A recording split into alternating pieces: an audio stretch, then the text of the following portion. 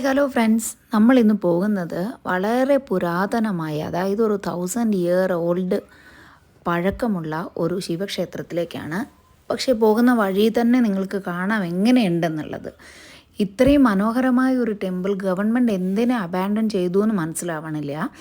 ആ റോഡൊക്കെ കാണുമ്പോഴേ നിങ്ങൾക്ക് മനസ്സിലാവും എങ്ങനെയുണ്ട് എന്നുള്ളത്.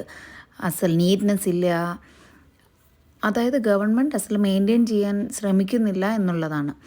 ഇതിനെക്കുറിച്ച് ആർക്കും വലുതായിട്ട് പുറത്ത് അറിവ് പോലുമില്ല. ഇത് മഹാരാഷ്ട്രയിലാണ് സ്ഥിതി ചെയ്യുന്നത്, അംബർനാഥ് എന്ന പ്ലേസിൽ. അംബർനാഥ് ശിവമന്ദിർ അല്ലെങ്കിൽ പുരാതന ശിവാലയം എന്നാണ് അവിടെ ലോക്കലായിട്ട് ആൾക്കാർ ഇതിനെ വിളിക്കുന്നത്. അത് കാണുമ്പോഴേ നിങ്ങൾക്ക് മനസ്സിലാവും എത്ര മനോഹരമായ ഒരു അമ്പലമാണിത്.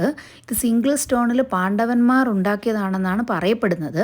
അതിനുശേഷം ഒരു രാജാവ് ഇതിനെ വീണ്ടും റിനോവേറ്റ് ചെയ്തതായി കണക്കാക്കപ്പെടുന്നു. അവിടെ കൂടുതലും അവിടെ ലോക്കലായിട്ടുള്ള ആൾക്കാർ മാത്രമേ ഞങ്ങൾ കണ്ടുള്ളൂ.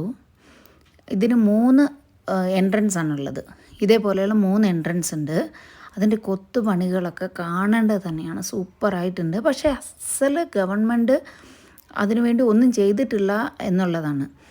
നമ്മൾ നോക്കിക്കഴിഞ്ഞു കഴിഞ്ഞാൽ നമുക്ക് മനസ്സിലാവും നമ്മളുടെ ഇന്ത്യയിലെ എത്ര അമ്പലങ്ങൾ അല്ലെങ്കിൽ ഇതേമാതിരിയുള്ള കേവ്സ് എന്തൊക്കെയാണ് മെയിൻറ്റെയിൻ ചെയ്യാണ്ട് പോയിക്കൊണ്ടിരിക്കുന്നത്.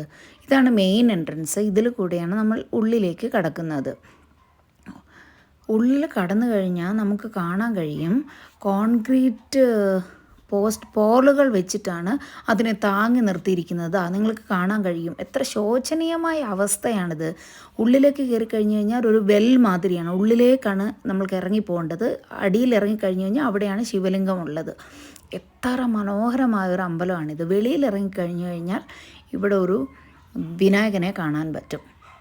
അതിൻ്റെ ബാക്ക് സൈഡിലായിട്ട് ഒരു മാതായുടെ ഒരു ടെമ്പിളുണ്ട്. വളരെ പീസ് ആൻഡ് കാമായിട്ടുള്ള ഒരു അന്തരീക്ഷമാണ് അവിടെയുള്ളത്. വളരെ വളരെ മനോഹരമായിട്ടുള്ളതാണ്. ഇതൊരു ഗവൺമെൻറ് ഏറ്റെടുത്ത് നടത്തി കഴിഞ്ഞു കഴിഞ്ഞാൽ ഒരുപാട് ടൂറിസ്റ്റുകൾ വരാൻ സാധ്യതയുള്ളതാണ്. ഇവിടെ ഒരു ഓവ് കാണാൻ കഴിയും. ആ ഓവിൽ കൂടെ നോക്കിക്കഴിഞ്ഞാൽ ഞാൻ പറഞ്ഞ ആ ശിവലിംഗവും അതിലെ വിളക്കും നിങ്ങൾക്ക് ഇതിൽ കൂടെ കാണാൻ കഴിയും.